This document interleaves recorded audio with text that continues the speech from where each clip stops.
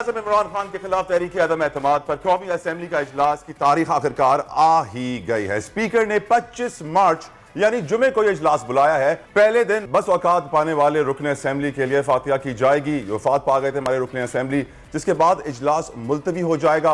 अगले 2 रोज यानी हफ्ता और इतवार छुट्टी है, तो 2 दिन इजलास की कार्रवाई नहीं होगी। अलबत्ता इतवार को डी चौक पर तहरीक इंसाफ का जलसा जरूर होगा, जिसके बाद पीर को इजलास की कार्रवाई आगे बढ़ाई जाएगी। लेकिन यहां अहम बात यह है कि तहरीक अदम एतमाद पर कार्रवाई होगी कब, यह भी क्लियर नहीं हुआ।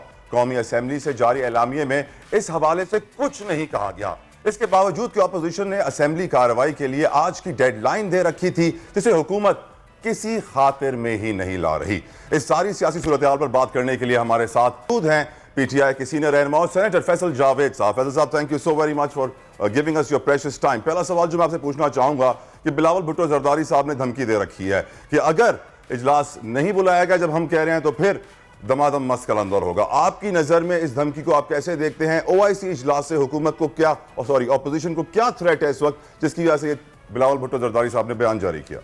तो जी, सबसे पहले तो आपको बहुत बहुत मुबारक हो। दुनिया बोल है प्रोग्राम, तलहा आपको और वर्दा आपको भी बहुत बहुत मुबारक हो, ये प्रोग्राम आपने शुरू किया। Thank you. अब तलहा भाई, जो इनके ये स्टेटमेंट आई है, ये किस एजेंडे पे है? ये पीटीआई का मामला नहीं है, ये इमरान खान का भी मामला नहीं है, ये पाकिस्तान का मामला है। ये 50 से ज्यादा इस्लामी ममालिक का मामला है। ये इस्लामी कॉन्फ्रेंस एक हिस्टोरिक कॉन्फ्रेंस होने जा रही है पाकिस्तान में 15 साल बाद, और 57 तकरीबन ममालिक जो उनके वज़राए ख़ारजा इस्लामी ममालिक यहाँ आ रहे हैं। फ़लस्तीन पे बात होनी है, कश्मीर पे बात होनी है, और इस्लामोफोबिया के ख़िलाफ़ बात होनी है, नामूस रसालत हज़रत मोहम्मद मुस्तफ़ा सल्लल्लाहु अलैहि वसल्लम के तहफ़्फ़ुज़ के हवाले से बात होनी है।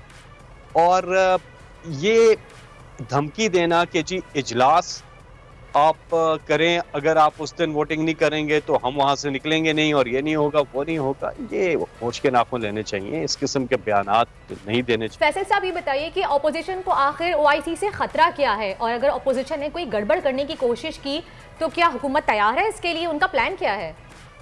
और किसी को कानून हाथ में भी नहीं लेने देंगे, ये भी बात तय है। ना हमने किसी के खिलाफ कुछ करना है और ना हमारे खिलाफ, यानी कि कानून कोई अपने हाथ में ले।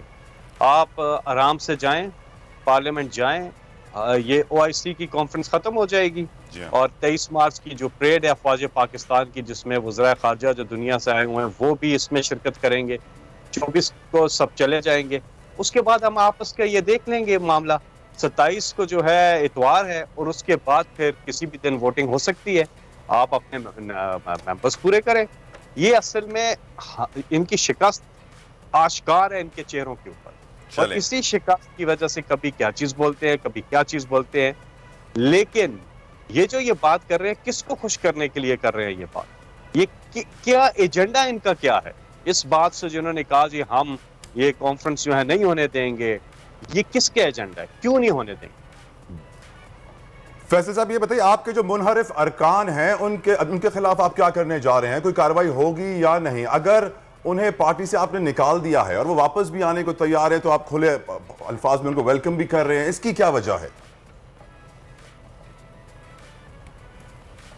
देखिए, ये जो अरकान है, पहले तो हमने इनको शो कॉज दिया कि ये इनके टीवी पे इंटरव्यूज आए हैं कि ये उधर चले गए हैं, और ये सीधी सीधी हॉर्स ट्रेडिंग हो रही है।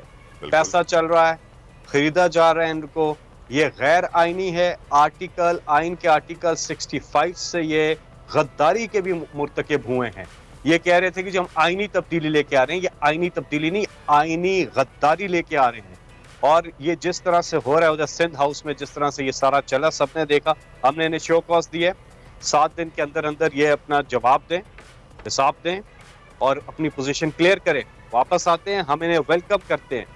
लेकिन अगर इन्होंने पार्टी छोड़नी है, छोड़ दें, रिजाइन कर दें, और इनकी सीट चली जाएगी, उस पर बाय इलेक्शन होगा। जिस मर्जी पार्टी का टिकट लें, दोबारा इलेक्शन में मैदान में आ जाए। वैसे फैसल साहब, आपके जवाब से मुझे ये लग रहा है कि आप उन अरकान को माफ करने के लिए तैयार हैं इस सिचुएशन में।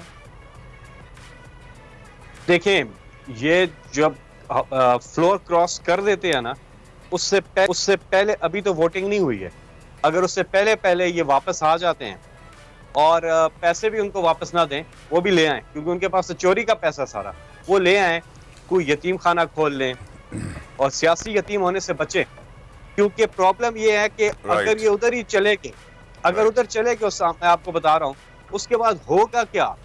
उसके बाद तलहा होगा ये कि इनकी पॉलिटिक्स खत्म, इनके रिश्तेदार, इनकी फैमिलीज, इनके सारे लोग, मोहल्ले वाले। बहुत शुक्रिया पाकिस्तान इंसाफ के सीनियर रहनुमा सेंटर। सब्सक्राइब करें और बेल दबाएं ताकि कोई खबर रह न जाए।